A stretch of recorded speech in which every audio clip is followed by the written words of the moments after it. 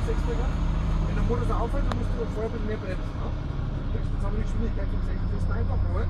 Nichts gucken, weg. So, und jetzt schauen wir den Spiegel rein und fahren noch mit. So, der blickt wieder raus. Zack.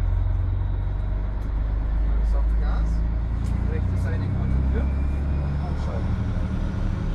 Gehen wir einen 8. Gang hier. Ja. Schalte jetzt die Motorbremse zu. Das heißt, wenn du jetzt Gas weg ist, schalte die Motorbremse wieder zu. Das heißt, du merkst dich irgendwo unter dir brennen. Gas wieder raus.